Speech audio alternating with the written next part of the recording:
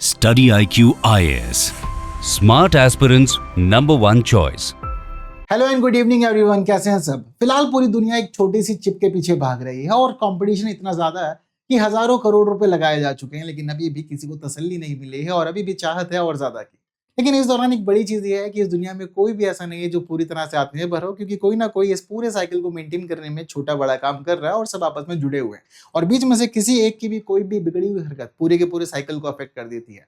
मैं बात कर रहा हूँ सेमीकंडक्टर की, जिसकी पूरी दुनिया में इस समय बहुत ज्यादा डिमांड है और पूरी दुनिया में हर एक देश इस मामले में एक ऐसा मैन्युफैक्चरिंग सेक्टर बनाना चाहता है जिसके माध्यम से वो दुनिया को पूरी तरह से अपनी व्यवस्था के आधार पर आगे बढ़ा सके और इसमें एक बड़ा मुनाफा कमा सके। और भारत भी इसी दिशा में आगे चल रहा है। भारत ने जहां पहले प्रयास किए, जो पहले प्रयास किए हुए विफल हो गए, उसके बाद भारत ने फिर से इस दिशा में कुछ नए काम किए और जो नए काम भारत ने इस दौरान किए हैं वो भारत के निरंतर सफल होते जा रहे हैं। इसलिए इंडिया सेमीकंडक्टर मिशन और साथ ही इसका 2.0 जो पिछले साल ही इंट्रोड्यूस किया गया, दोनों में भारत लगातार तेजी से आगे बढ़ते हुए एक बड़ा सेमीकंडक्टर हब बनने के लिए कार्य कर रहा है। और फिलहाल भारत सरकार की तरफ से एक नई घोषणा पूरी दुनिया को चौंकाने वाली है, क्योंकि भारत सरकार अब ये प्लान कर रहा है कि 2027 में, यानी कि अगले वित्त वर्ष में, भारत के अंदर सेमीकंडक्टर बिल्ड आउट के लिए 7,100 करोड़ रुपए अभी इन्वेस्ट किए जाएंगे। यानी कि सरकार वित्त पोषित करेगी और बहुत बड़ा अमाउंट है। जहां एक तरफ सरकार 7,100 करोड़ रुपए इन्वेस्ट करना चाहती है, वहीं दूसरी तरफ सरकार का फोकस है कि टोटल इन्वेस्टमेंट तो हमारी तरफ से 15,000 करोड़ तक जाना चाहिए। यानी कि सरकार एक तरफ से सपोर्ट दे रही है, लेकिन प्राइवेट सेक्टर्स को भी कह रही है कि आप भी इंक्लूड होइए। अकेले अकेले हमारे करने से सारा काम नहीं चलेगा, बट बहुत चीजें खास होने वाली है इसमें। तो भारत सरकार घरेलू सेमीकंडक्टर आपूर्ति श्रृंखला के निर्माण को गति देने के लिए वित्त वर्ष 2027 में 7,100 करोड़ के प्रोत्साहन को वितरण करने की योजना बना रही है। तो यह पहल भारत के अंदर सेमीकंडक्टर विनिर्माण के लिए इंपॉर्टेंट है, उत्पादन के लिए इंपॉर्टेंट है और साथ ही डिजाइन क्षमताओं के विकास के लिए व्यापक प्रयासों से भी है संबंधित है। वो हमें स्पष्ट तौर पर समझ आ रहा है। लेकिन इस दौरान सरकार करने क्या वाली है, व्हाट इज द प्लानिंग, आइए डिस्कस करते हैं। तो सबसे पहली बात यही है कि सरकार प्रोत्साहन देगी 7100 करोड़ का, और सरकार की चाहत यह है कि इतने प्रोत्साहन के बाद कुल 15,000 करोड़ रुपए का निवेश भारत के सेमीकंडक्टर क्षेत्र में किया जाए। इसके माध्यम से सबसे जरूरी चीज 4700 लोगों को रोजगार दिया जाएगा, साथ ही एक फैब इकाई तैयार की जाएगी। फैब इकाई बहुत ज्यादा इंपॉर्टेंट है। ये एक ऐसा सेटअप होता है जहां पर हम लोग छोटे छोटे पार्टिकल्स के आधार पर तैयार करते हैं, यानी कि वेफर्स के आधार पर हम तैयार करते हैं सेमीकंडक्टर चिप। तो एक ऐसी यूनिट बनानी है जिसके अंदर बहुत ज्यादा बड़ा निवेश होता है। साथ ही साथ विनिर्माण सुविधाएं 9 बनाई जाएंगी और वहीं डिजाइन कंपनियां 30 स्थापित की जाएंगी। और ये पूरा का पूरा दायित्व दिया गया है इलेक्ट्रॉनिक्स एवं सूचना प्रौद्योगिकी मंत्रालय को, ताकि सभी चीजें अच्छे से सरकार के नियंत्रण और निर्देशन में पूरी की जाए। अब वित्तीय सहायता का वितरण किस तरह से है, जरा वो बात भी समझिए। यानी कि जो ये 7,100 करोड़ रुपए सरकार खर्च करने वाली है, ये किस दिशा में और किस प्रकार से खर्च किए जाएंगे। तो देखिए, यहाँ जो पूरा का पूरा फंड है ये 2 भागों में बांटा गया है। 2,000 करोड़ रुपए सेमीकंडक्टर फैब यूनिट के लिए और 5,000 करोड़ रुपए अन्य सेमीकंडक्टर विनिर्माण सुविधाओं के लिए। जहां सरकार सेमीकंडक्टर फैब यूनिट में 2,000 करोड़ रुपए के प्रोत्साहन देने पर विचार की है, वहीं इसी के साथ सरकार यह चाहती है कि इसके परिणाम के तौर पर 4,000 करोड़ का निवेश हो और साथ ही 1,500 लोगों को यहाँ रोजगार मिले। वहीं दूसरी तरफ अन्य सेमीकंडक्टर विनिर्माण सुविधाओं में सरकार 5,000 करोड़ रुपए का प्रोत्साहन देती है, लेकिन चाह रही है कि अब 11,000 करोड़ रुपए तक का निवेश यहाँ पर हो।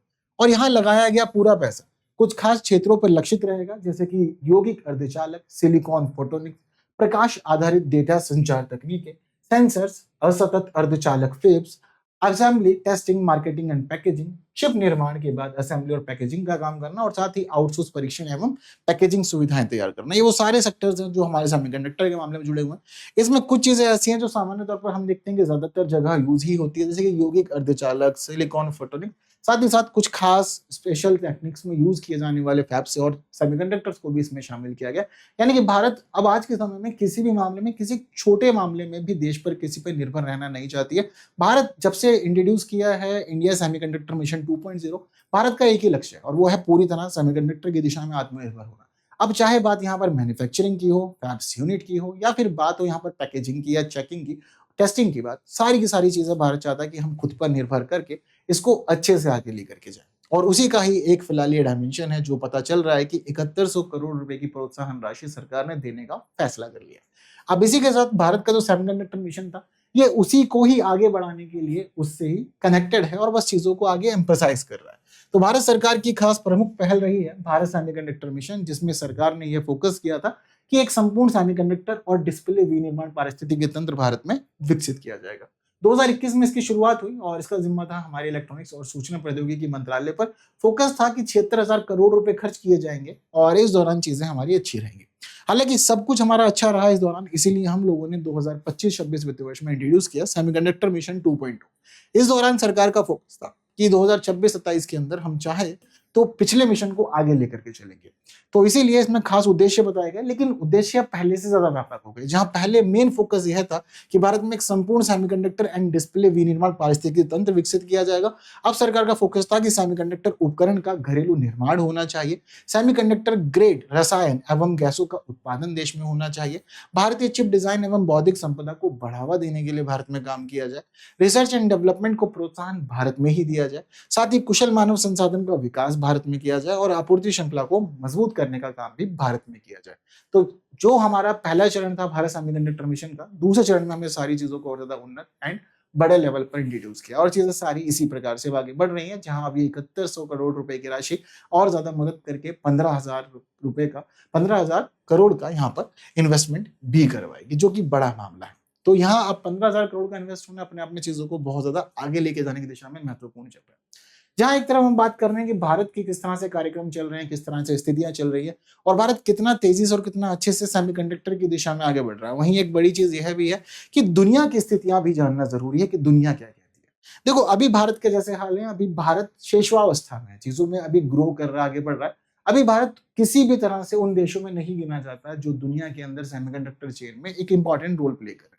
अब फिलहाल जो दुनिया का हाल है उसमें पता चलता है कि दुनिया के अंदर जो इंपॉर्टेंट मैन्युफैक्चरिंग सेंटर्स है वो है कहाँ। तो दुनिया का सबसे बड़ा सेमीकंडक्टर मैन्युफैक्चरिंग या चिप मैन्युफैक्चरिंग सेक्टर ताइवान है और सबसे प्रमुख भूमिका दुनिया में यही निभा रहा है। ताइवान की दो खास कंपनी TSMC और UMC दुनिया के अंदर एक बड़ा उत्पादन करने वाली कंपनी मानी जाती है और दुनिया का सबसे बड़ा फाउंड्री हब ताइवान में। फाउंड्री हब ये शब्द सुनने में थोड़ा सा अलग लगता है, अटपटा लगता है, लेकिन ये शब्द के महत्व बहुत ज्यादा है। दरअसल जब कभी भी किसी भी फाउंड्री बिजनेस की बात करते हैं तो उसका मेन मतलब होता है कि एक ऐसा काम जहां आप उत्पादन तो कर रहे हैं, लेकिन वो उत्पादन आप अपने लिए नहीं दूसरों के लिए कर रहे हैं। और ताइवान एक ऐसा खास देश बना हुआ आज के समय में जो चिप्स के मामले में दुनिया का सबसे बड़ा उत्पादक तो है, लेकिन यहाँ इसका बड़ा हिस्सा केवल और केवल निर्यात ही किया जाता है। दूसरे स्थान पे नाम है साउथ कोरिया, जहां सैमसंग और SK हेनिक्स नाम की कंपनियां बढ़िया उत्पादन करने का काम कर रही हैं and memory chips and advance logic के मामले में यह देश काफी विशेष है। वहीं चाइना भी कम नहीं है इनसे और चाइना की स्थिति वैश्विक उत्पादन में कम हो, बट चाइना भी यहाँ इंपॉर्टेंट रोल प्ले कर रहा है। SMIC एंड हुआ हो ये इसकी इंपॉर्टेंट कंपनीज है जो यहाँ प्रोडक्शन कर रही है and large capacity in mature nodes में यहाँ ये अपनी एक महारत बनाए हुए है। साथ ही यूनाइटेड स्टेट्स के अंदर Intel, global foundries and micron ये डिजाइन और मैन्युफैक्चरिंग के लिए काम करती हैं। वहीं जापान की कियोक्सिया और रेनिसस ये material, equipment and speciality chips के लिए काम करती हैं। साथ साथ सिंगापुर जो global foundries and micron company के माध्यम से आगे बढ़ रहा है, यहाँ पर पैकेजिंग एंड मैन्युफैक्चरिंग हब के रूप में इस पूरे के पूरे देश को जाना जा रहा है। तो ये वो दुनिया के इंपॉर्टेंट देश हैं जो खास हैं, विशेष हैं और आज के समय में जो सेमीकंडक्टर मार्केट है वहाँ एक लीडिंग कंट्री के तौर पर किसी ना किसी रूप में तो ये जाने ही जा सकें। लेकिन इन सभी देशों के साथ साथ एक बड़ी चीज ये है कि इतना कुछ होने के बावजूद फिर भी दुनिया में उत्पादन कहाँ से और कितनी मात्रा में हो रहा है ये भी समझना होगा। तो अभी फिलहाल दुनिया के अंदर जो बड़ा मार्केट है हमारा फाउंड्री मार्केट जिसको हम लोग कह रहे हैं, जहां दूसरे देशों के लिए उत्पादन हो रहा है, यानी कि उत्पादन कर रहे हैं, निर्यात किया जा रहा है, वहां किस देश के क्या हाल है। तो देखिए, दुनिया के अंदर सबसे ज्यादा उत्पादन कर रही है TSMC। ये ताइवान की सेमीकंडक्टर मैन्युफैक्चरिंग कंपनी है और यहाँ किया जाने वाला उत्पादन दुनिया के आधे से भी ज्यादा, यानी कि दुनिया भर में जितने चिप्स या सेमीकंडक्टर मैन्युफैक्चरिंग हो रही है वहीं पता चल रहा है कि ताइवान की सेमीकंडक्टर मैन्युफैक्चरिंग कंपनी 60 से 65% प्रोडक्शन का रोल प्ले कर रही है। इसके बाद जो दूसरा स्थान है वो सैमसंग का है जो 10 से 12% का रोल प्ले कर रही है दुनिया भर में। इसके बाद तीसरा स्थान आता है SMIC का। अब देखिए, SMIC भी एक इंपॉर्टेंट कंपनी है जो कि 5 से 6% का प्रोडक्शन अभी दुनिया को दे रही है। इसके अलावा UMC का भी पार्टिसिपेशन अच्छा है 5%, और वहीं ग्लोबल फाउंड्रीज 5% एंड वहीं एक चीज यह पता चलती है कि बाकी और कंपनीज मिल करके 10 से 12% का पार्टिसिपेशन कर रही हैं। बात करें पूरी दुनिया के तमाम कंपनियां मिलकर के अभी फिलहाल कितना फाउंड्री मार्केट संभाले हुए हैं, तो 130 से 140 बिलियन डॉलर का मार्केट अभी इन्होंने संभाला हुआ है, जो कि बहुत विशेष है और इस मामले में चीजों को काफी बढ़िया से मेंटेन किए हुए है, जबरदस्त चीज है। तो ये आंकड़ा भी याद रखना कि पूरी दुनिया में इस समय जो चाहत है सेमीकंडक्टर चिप्स की वो कितनी ज्यादा बढ़ी हुई है और 130 से 140 बिलियन का मैन्युफैक्चरिंग होने के बावजूद, यानी कि इतना मार्केट होने के बावजूद अभी हमें यह भी समझ में आ रहा है कि आवश्यकताओं की पूरी आपूर्ति नहीं हो पा रही है और डिमांड लगातार वैश्विक बाजार में जारी है। इसी के साथ बात करें एडवांस सेमीकंडक्टर मैन्युफैक्चरिंग की, तो ऐसे में जो खास कंडीशंस हैं वो जुड़ जाती हैं ऐसी चिप्स से जो 5nm, 3nm और 2nm के तौर पर जानी जाती है। और यहाँ केवल दो ही देश सबसे आगे हैं, एक है ताइवान और दूसरा है साउथ कोरिया। ये जो चिप्स हैं, ये चिप्स बहुत ज्यादा विशेष हैं और आज के समय में इनकी डिमांड बहुत ज्यादा है, क्योंकि जिस तरह टेक्नोलॉजी आगे बढ़ रही है उसी तरह से इन चिप्स की डिमांड भी बहुत ज्यादा है। तो ऐसे में एआई सिस्टम्स में ये चिप्स यूज हो रही हैं, डेटा सेंटर्स में इन चिप्स का इस्तेमाल किया जा रहा है, हाई परफॉर्मेंस कंप्यूटिंग के अंदर इनका इस्तेमाल हो रहा है, साथ ही एडवांस स्मार्टफोन में यूज हो रहा है और वहीं मिलिट्री सिस्टम्स में भी इनको यूज कर रहे हैं। तो इस दौरान ताइवान और साउथ कोरिया ही ऐसे खास देश हैं जो ऐसी चिप्स बना रहे हैं जो 5nm, 3nm और 2nm से जुड़े हुए और दुनिया के लिए एक बड़ी डिमांड का सेंटर यहाँ पर भी चल रहा है। अभी इसी के साथ साथ ये बात करें कि दुनिया भर में आप प्रोडक्शन के मामले में तो बहुत चीजें देख चुके हैं कि प्रोडक्शन कैसे हो रहा है, कौन कर रहा है और इन सभी चीजों का क्या दुनिया के लिए रिलेवेंस है। पर क्या आप ये बात जानते हैं कि दुनिया में अगर हम बात कर रहे हैं सेमीकंडक्टर मैन्युफैक्चरिंग की, तो ये पूरा काम किसी एक देश पर निर्भर नहीं है। यहाँ पर सभी देश आपस में एक दूसरे से मिलजुल के काम कर रहे हैं और किसी ना किसी ने कोई ना कोई जिम्मेदारी संभाली हुई है। जैसे कि चिप डिजाइन करने का काम जो है वो दुनिया में सबसे बड़े पैमाने पर यूएसए में ही होता है और ईडीएस सॉफ्टवेयर पे जो काम हो रहा है वो भी दुनिया में यूएस में ही हो रहा है। इन दोनों ही चीजों के अलावा अगर हम बात करें लिथियोग्राफी इक्विपमेंट की, तो यहाँ पर नीदरलैंड की एएसएमएल सबसे आगे है और ये कंपनी ऐसी है जो दुनिया के अंदर इस समय बहुत ज्यादा लोकप्रिय है एंड अल्ट्रा वायलेट लिथियोग्राफी इक्विपमेंट्स बनाने की दिशा में इसका अपना एक स्पेशल नाम बना हुआ है। वहीं सेमीकंडक्टर इक्विपमेंट्स बनाने के मामले में जापान, यूएसए और नीदरलैंड का नाम विशेष है और वेफर मैन्युफैक्चरिंग के लिए जापान और ताइवान जाने जाते हैं। एडवांस मैन्युफैक्चरिंग के लिए ताइवान, साउथ कोरिया जाने जा रहे हैं और पैकेजिंग एंड टेस्टिंग के लिए चाइना, मलेशिया, वियतनाम और ताइवान काम कर रहे हैं। और रेयर मटेरियल्स के मामले में चाइना और जापान दुनिया भर की आवश्यकताओं को पूरा करने में भूमिका निभा रहे हैं। तो यह है दुनिया का हाल, जहां तमाम देश आपस में एक दूसरे से मिलकर के सारी एक्टिविटीज को पूरा कर रहे हैं और चीजों को सुधारने का काम कर रहे हैं। अब इसी पूरी स्थिति में अगर हम बात करें कि भारत आज और कौन से नए प्रयोग कर रहा है, तो देखिए अभी भारत गुजरात के अंदर अपना पहला front end semiconductor fabrication plant भी स्थापित कर रहा है और इस दौरान power chip semiconductor manufacturing corporation PSMC, जो ताइवान की एक इंपॉर्टेंट कंपनी है, ये ताइवान के अंदर तीसरी सबसे बड़ी सेमीकंडक्टर कंपनी के साथ ही विश्व की प्रमुख प्योर प्ले फाउंड्रीज में से जानी जाती है और इस दौरान यही कंपनी भारत को मदद कर रही है अपना खुद का पहला front end semiconductor fabrication plant स्थापित करने में। केवल इतनी ही बात नहीं है, बल्कि यहाँ पर हम खास जो फोकस दे रहे हैं इस समय वो दे रहे हैं सेमीकंडक्टर के मामले में कंप्लीट चीजों पे, यानी कि फ्रंट एंड मैन्युफैक्चरिंग तो होगी जहां वेफर निर्माण और चिप फैब्रिकेशन पे काम किया जाएगा, वहीं बैक एंड मैन्युफैक्चरिंग में असेंबली, टेस्टिंग एंड पैकेजिंग की दिशा में भी भारत काम करेगा। केवल इतना ही नहीं, बस इसी के अलावा एएसएमएल जो भारत के टाटा इलेक्ट्रॉनिक्स के साथ में एक ऐतिहासिक साझेदारी करने के साथ साथ ही सेमीकंडक्टर इकोसिस्टम की नींव रखेगी। तो यहाँ यह कंपनी भी बहुत ज्यादा इंपॉर्टेंट है और एएसएमएल तो दुनिया के अंदर एक ऐसी कंपनी के रूप में जानी जाती है जो ईयूवी लिथियोग्राफी यानी कि अल्ट्रा वायलेट लिथियोग्राफी मशीन के मामले में इसका एकाधिकार बना हुआ है। अब सोचिए कि जिस कंपनी का ईयूवी लिथियोग्राफी के तौर पर एकाधिकार है, वही कंपनी भारत को सपोर्ट कर रही है और सभी चीजों में आगे लेकर के जा रही है। ये भी भारत के लिए इंपॉर्टेंट सेटअप है और यहाँ पर हम नींव रख रहे हैं और अपनी चीजों को आगे लेके जा रहे हैं। तो भारत के जो नए प्रयोग है वो विशेष हैं, केवल अपने आधार पर ही नहीं बल्कि दुनिया के और देशों के साथ जुड़कर के भी भारत अपने इनिशिएटिव को आगे लेके जा रहा है ताकि चीजों को स्ट्रांगली प्रेजेंट किया जाए और एक लीडिंग कंट्री बना जा सके सेमीकंडक्टर की दिशा में। अब जैसे कि हम लोग बात कर रहे हैं कि भारत लगातार तेजी से उभर रहा है, चीजों को बहुत अच्छे से आगे लेके जा रहा है और भारत के 2021 से किए जा रहे प्रयोग बहुत ही बेहतरीन सफल होते हुए भी दिख रहे हैं। पर क्या भारत के अंदर ये पहला या बिल्कुल नया प्रयोग है? तो इस बात का जवाब है नहीं।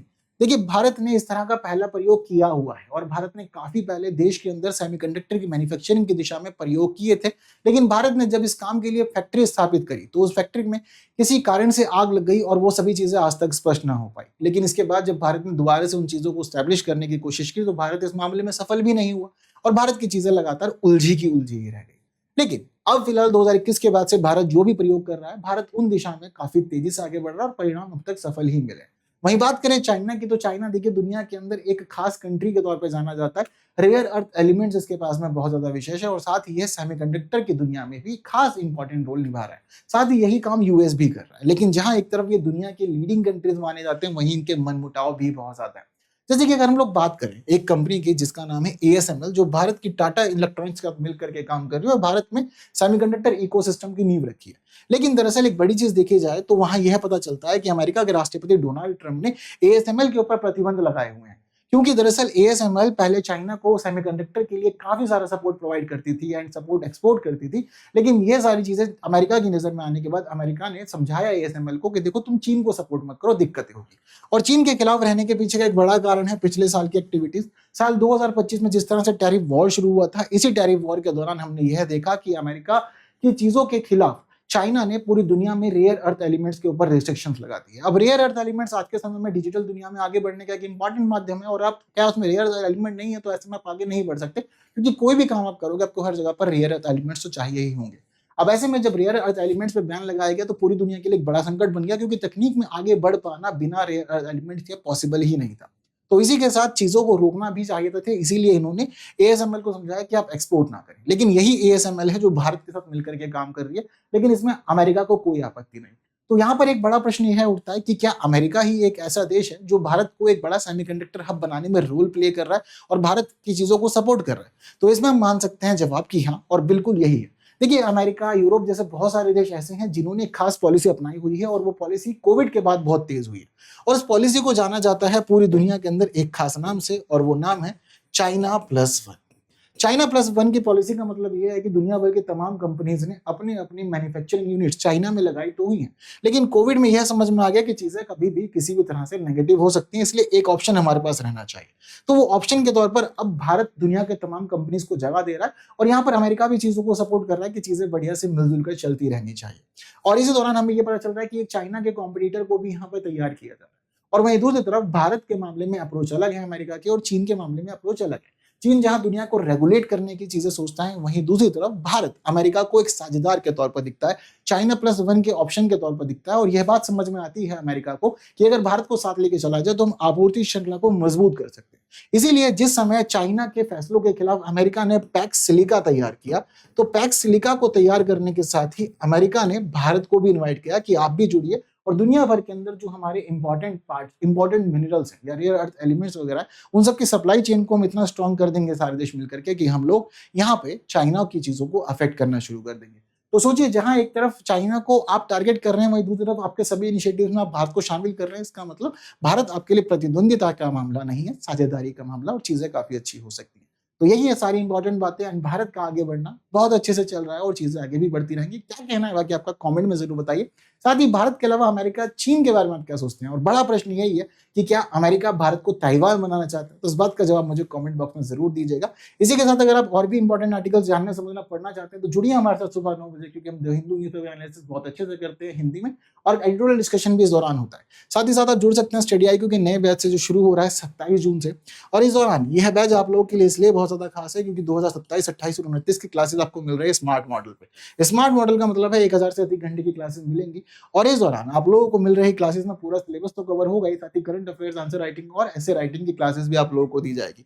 वहीं मेंटरशिप की सुविधा भी आपके लिए अवेलेबल है, जहां 1-to-1 मेंटरशिप के माध्यम से आपकी छोटी बड़ी समस्याओं को समाधान किया जाता है और साथ ही आपकी तैयारी को आगे बढ़ाया जाता है। असेसमेंट आपको मदद करते हैं इस दौरान अपनी तैयारी को और ज्यादा आगे लेके जाने में। रिवीजन बहुत ज्यादा जरूरी है यूपीएससी की तैयारी में, इसके बिना कुछ नहीं होगा। तो इसलिए रिवाइज भी कैसे करना है, कहाँ करना है, कब करना है, वो सभी चीजें समझाई जाएंगी, एंड टेस्ट आपको सुधार के स्थिति को जानने समझने में मदद करेंगे। तो जुड़िए आज स्टडी IQ के नए बैच से, और जुड़ने के लिए आपको यूज करना है एक खास कोड, और कोड है KL Live। यह KL Live कोड आपको डिस्काउंट भी खास दिलाएगा, साथ ही आपकी फीस भी रिफंड करा सकता है अगर आप लोगों ने प्रीलिम्स एग्जामिनेशन क्लियर किया है तो बाकी जुड़े रहिए, पढ़िए, सीखिए, समझिए स्टडी IQ के पेड बैचेस में भी। आज के लिए फिलहाल इतना ही। बाकी आप जुड़ सकते हैं मेरे साथ अलग अलग प्लेटफॉर्म पे, एंड मेरे यूट्यूब चैनल तो अवेलेबल है ये क्लासेस की PDF एंड बाकी अपडेट्स के लिए। सो बाकी की बातें होंगी आने वाली क्लासेस में कुछ नए विषयों के साथ। तब तक के लिए दीजिए मुझे विदा। Thank you so much. See you soon. जय हिंद। Study IQ IAS, making India smarter and better.